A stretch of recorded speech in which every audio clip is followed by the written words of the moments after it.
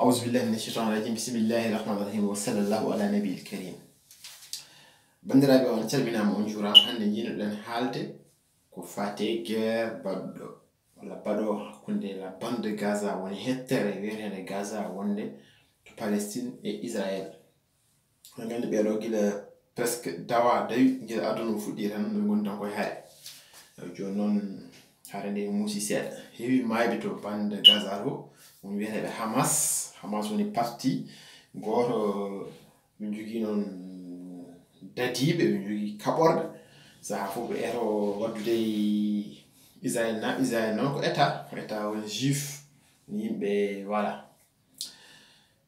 waɗi haalaluji en jii Bakali to haali hen Bakali ko professeur to Doudal Diaby hattirde woni to Nouakchott professeur français en jii woɓɓe jaabima waɓen Hassan Lebaten ɓe mbi kanko foti ko ittede Bakali noon wi ko les juifs ko ina gurdini enen fulɓe no gurdini e ɗiɓe nandude ɗum waɗi kanko omo faami walla omo ɗesi famde haare juif uji e arabe ɓe noon comme d'habitude mettini min jinmi haalde gadimi ha gadaromi haalde ko haala guerre o d'abord haali mi haalde haala Bakali ko haala guerre o guerre dans une guerre no tubbo mbiyata il y a toujours des victimes walla des dégâts collatéraux enen pular tolnodirta ko pular yer ko bone ficcat laaci so haare waɗi tan waɗata mayɓe mi potan mayde hen e o guerre noon to dañi sen dañi wasde wadde guerre moƴƴi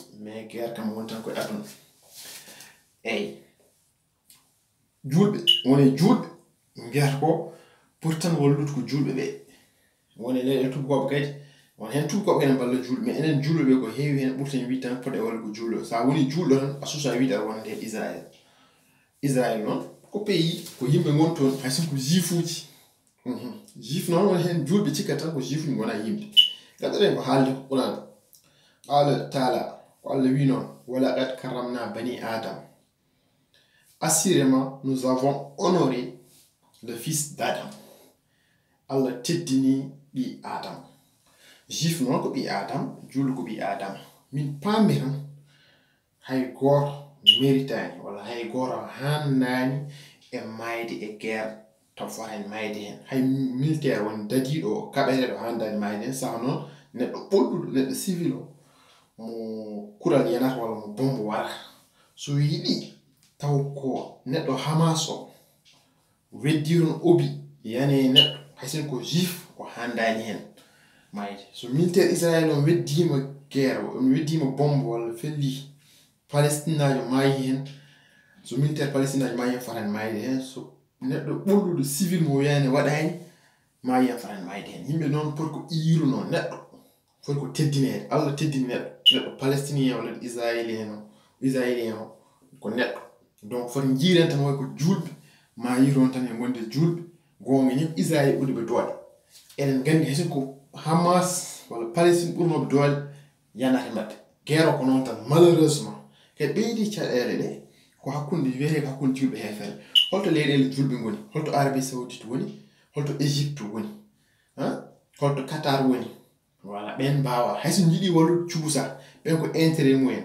arabe mawɓe ballata sona parfois mbaɗa hen masala seeɗa nelde hunde mais Arabie Saoudite en balla e Émirats Arabes Unis en sa ƴeewi Iran yiiɗi wallude mais wallata hay Iran wallude ko suusa Iran so yeehi wontat jingguitere eɗen gandi troisiéme guerre mondial ene wawi arde hen donc haarene malheureusement ko ni tan wayata ha ɓooyɓe kaɓa e kawmen haɓa kadi ɓe ndeeƴa wadde mayɓe kadi ɓe jooɗo duuɓi dutere kadi ɓe gara kadi ɓe mbadda ko Israël noon kañum ɓuuri jogade doole par ce que Israël wonɓe ɗum Amérique kadi Israël ne jogui kaɓirɗe donc je résume un peu en français je voulais parler de la guerre entre la Palestine et Israël bon avant d'aller là je voudrais parler aussi du problème de encoulave de Bakali noon ko haali tan ko miijo mum hande aduna o il faut yimɓe ganda konngol ko wellira natti wade no wano nde ni honka suusa haalde joni noon neɗɗo so haali tan eɗen jiiya ɓaleɓe ni enen gara enen mbatti koye mumen arabe walla enen mbiya mo gon solidarité palestinien taw ene kaɓo ɓalejo kalɗo haala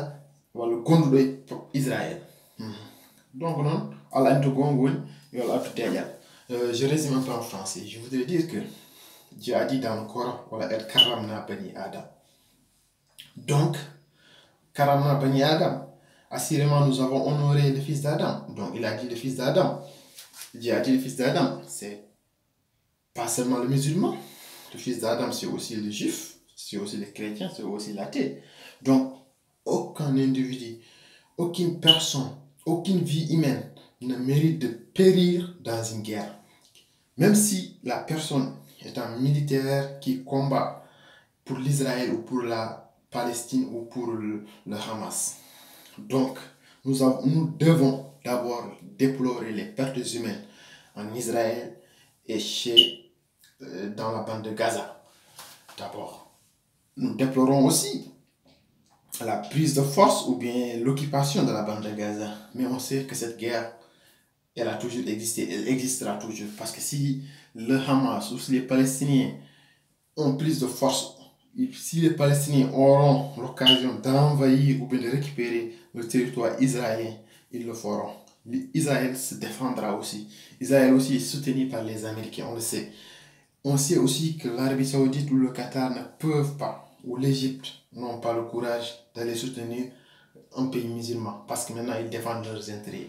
Et l'Israël est une nation puissante, est un pays puissant. Voilà, l'Iran est là, mais l'Iran n'ose pas attaquer l'Israël parce que si l'Iran attaque l'Israël, les Américains vont venir en parler. On va venir, voilà, combattre. Ce sera peut-être une troisième guerre mondiale. Ceux qui parlent de Bakali, Bakali lui a dit qu'il comprend, ou bien qu'il est un peu solitaire avec les Juifs. Les Juifs, comme j'ai dit tantôt, ce sont des êtres humains. Bakali, il compare le problème Peul au problème juif. Pour Bakali, c'est un professeur, c'est un intellectuel. Maintenant, il faut accepter que la parole se libère. Il ne faut pas faire l'hypocrisie. Nous vivons dans un monde où tout le monde peut s'exprimer. Voilà. Et puis, le monde avance. Il peut parler, il peut prendre position. Voilà. Il ne faut pas que les hypocrites viennent dire comme l'autre là, enseigne le bad way, Bakali ne doit pas enseigner. Un professeur peut prendre position. Donc, c'est une guerre. Voilà. Il faut comprendre.